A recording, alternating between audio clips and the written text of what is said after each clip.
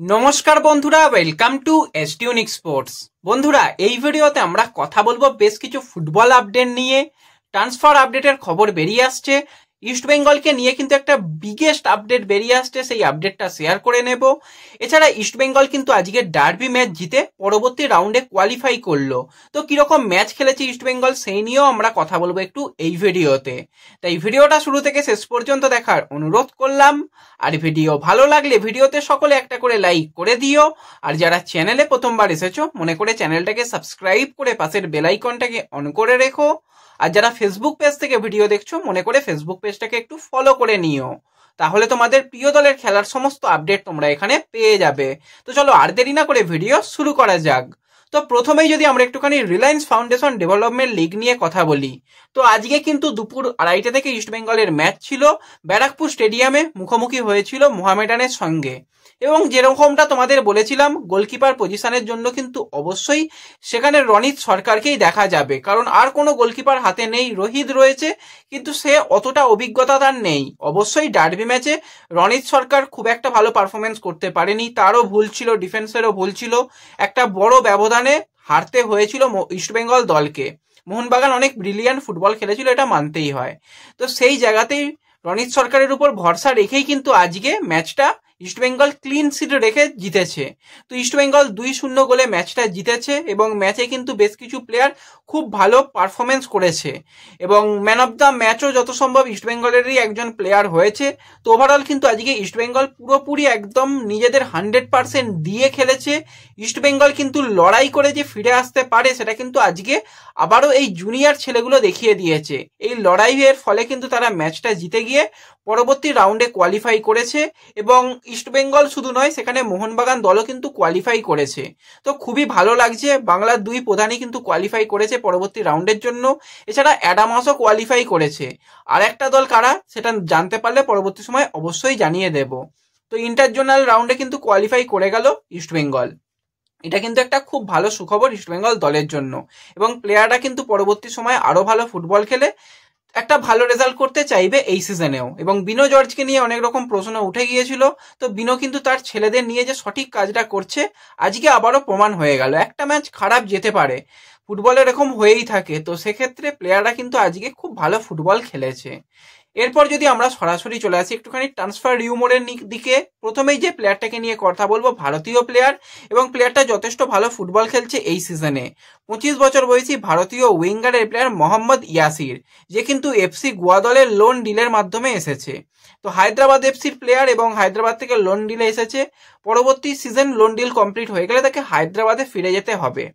তো সেক্ষেত্রেই কিন্তু আইএসএল এর অন্যতম একটা বড় দল, সেটা হচ্ছে মুম্বাই সিটি এফসি, এই মোহাম্মদ ইয়াসিরকে নেবার ব্যাপারে ইন্টারেস্টেড রয়েছে। উইঙ্গার প্লেয়ার এবং উইং বরাবর অ্যাটাক কিন্তু মুম্বাই খুব ভালো করে। বিপিং ছাংতে বা পরবর্তী সময় বিক্রম প্রতাপ গুরকিরাত দিয়ে কিন্তু উইং পজিশনে অ্যাটাক তৈরি করতে ভালোবাসে। তো সেক্ষেত্রে তারা চাইছে এই প্লেয়ারকে তাদের দলে সাইন করিয়ে নিতে এবং যেহেতু পরের সিজনে সম্ভবত গুরকিরাতকে পাচ্ছে না, তো সেই জায়গাতেই কিন্তু মোহাম্মদ ইয়াসিরকে পেতে চাইছে মুম্বাই সিটি এফসি। তো দেখা যাক পরবর্তী সময় এই ডিলটা ডান হয়ে গেলে মুম্বাইয়ের জন্য খুব ভালো একটা সাইনিং হবে। এবার যদি আমরা চলে আসি একটুখানি ইস্টবেঙ্গলের দিকে, তো মোটামুটি 2 সপ্তাহ আগে আমি একটা জিনিস বলেছিলাম যে ইস্টবেঙ্গলের কিন্তু একজন অ্যাটাকিং মিডফিল্ডারের অভাব রয়েছে, মাঝ মাঠে কিন্তু ক্রিয়েটিভিটির অভাব রয়েছে। সেই জায়গায় একটা প্লেয়ার খুব ভালো সাইনিং হতে পারে, যেটা কিন্তু ভিক্টরকে নিয়ে আসা হয়েছিল। ভিক্টর কিন্তু একদমই ভালো পারফরমেন্স করতে পারেনি। সেই জায়গায় মাধি তালালের কথা বলেছিলাম। আর এই মাধি তালাল হচ্ছে এবছরে আইএসএল এর অন্যতম একটা শ্রেষ্ঠ বিদেশি প্লেয়ার। মাত্র 26 বছর বয়স, ফ্রান্সের অ্যাটাকিং মিডফিল্ডার। এবং এই সিজনে যদি মাধি তালালের পারফরমেন্স নিয়ে কথা বলি, তো আইএসএল এর টোটাল 19টা ম্যাচ খেলেছে, সেখানে 4টে গোল করলেও কিন্তু 8টা অ্যাসিস্ট করতে দেখা গেছে। তো এই প্লেয়ারটা যখন সাইনিং হয়েছিল তখন বলেছিলাম একটা প্লেয়ার আসছে, সে সম্ভবত হুগো বুমসের থেকেও কিন্তু বড় লেভেলের প্লেয়ার হবে। অনেক দিন আগে বলেছিলাম সেই কথাটা, সেই জিনিসটাই কিন্তু মোটামুটি মিলে যাচ্ছে। সে যেরকম পারফরমেন্স করছে এবং টোটাল ইন্ডিয়াতে আপাতত 22টা ম্যাচ খেলেছে, সেখানে 4টে গোল এবং 10টা অ্যাসিস্ট করেছে। এবং প্লেয়ারটা পাঞ্জাব এফসিতে যুক্ত রয়েছে, পাঞ্জাব এফসির সঙ্গে কন্ট্রাক্ট শেষ হয়ে যাচ্ছে, একটা সিজনের কন্ট্রাক্টে এসেছে। এবং মাধি তালাল সে নিজেই কিন্তু ইন্ডিয়াতে থাকতে চায়, সে একটা বড় কেরিয়ার কিন্তু ইন্ডিয়াতে কাটাতে চায়, কারণ ইন্ডিয়ার পরিবেশে মানিয়ে নিয়েছে রীতিমতন, এইখানে ফুটবলটা যথেষ্ট এনজয় করছে। এবং একটা সময় মাধি দালাল সেও জানিয়েছিল যে কলকাতার বড় ক্লাবে কিন্তু সে খেলতে ইচ্ছুক রয়েছে। এবার তোমাদের যেরকমটা অনেকদিন আগেই বলেছিলাম যে মাধি দালালের ব্যাপারে ইস্টবেঙ্গলের কিন্তু অবশ্যই যাওয়া উচিত, কারণ অ্যাটাকিং মিডফিল্ডারে খুব ভালো একটা অপশান হতে পারে, কারণ যেরকম সে স্কিল দেখাচ্ছে। আর মাধি দালাল সেট পিসও কিন্তু খুব ভালো নিতে পারে। কার্লেসের নিয়ম মোটামুটি সেট পিসের উপর অনেকটাই নির্ভর করে, কার্লেসের যেটা প্লেয়িং স্টাইল, সেক্ষেত্রে একটা খুব ভালো অপশান হবে। সেকেন্ড স্ট্রাইকার পজিশনেও চলে যেতে পারে অ্যাটাকিং মিডফিল্ডার ছাড়াও, তো ওভারঅল কিন্তু খুব ভালো একটা অপশান হবে। এবং সেই সময় তোমাদের বলেছিলাম যে এটা একটা ভালো ডিল হতে পারে, আর আজকে কিন্তু বেশ কিছু জায়গা থেকে সেই আপডেটটাই দেওয়া হচ্ছে। মাধি দালালের ব্যাপারে ইস্টবেঙ্গল কিন্তু যথেষ্ট চেষ্টা করছে, তার সাথে কথাবার্তা বেশ ভালো রকমই চলছে। এবার শুধুমাত্র যে ইস্টবেঙ্গল চেষ্টা করছে নয়, মাধি দালালকে নেবার ব্যাপারে অন্তত 4টে মতন ক্লাব ইন্টারেস্টেড রয়েছে। তার মধ্যে যারা সব থেকে বেশি চেষ্টা করছে, প্রথম হচ্ছে ইস্টবেঙ্গল, দ্বিতীয় হচ্ছে মুম্বাই সিটি এফসি, আরও 2টো ক্লাব কিন্তু রীতিমতন রেসের মধ্যে রয়েছে। তো ইস্টবেঙ্গলকে কিন্তু খরচা করতে হবে, খরচা করলে এই প্লেয়ারকে পাওয়া সম্ভব রয়েছে, এবং যে প্লেয়ারটাকে টার্গেট করেছে নিঃসন্দেহে একটা ভালো প্লেয়ার। প্রতিটা উইন্ডোকে কাজে লাগিয়ে কিন্তু ভালো ভালো প্লেয়ারদের নিয়ে তবেই কিন্তু একটা ভালো দল গঠন করা যায়।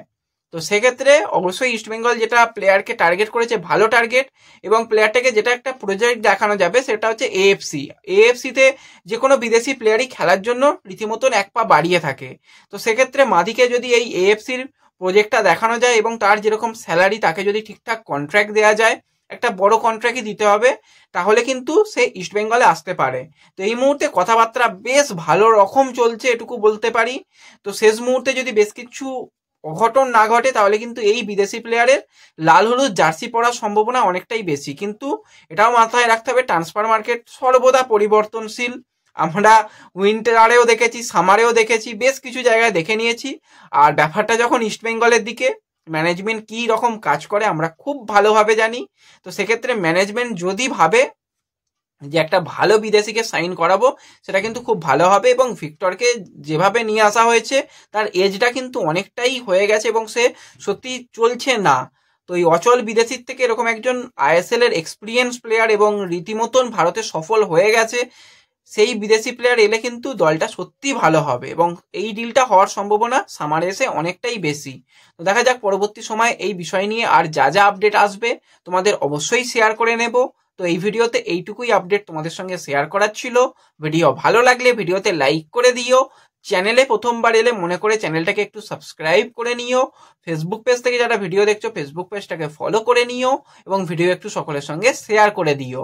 তো দেখা হচ্ছে পরবর্তী ভিডিওতে। ধন্যবাদ।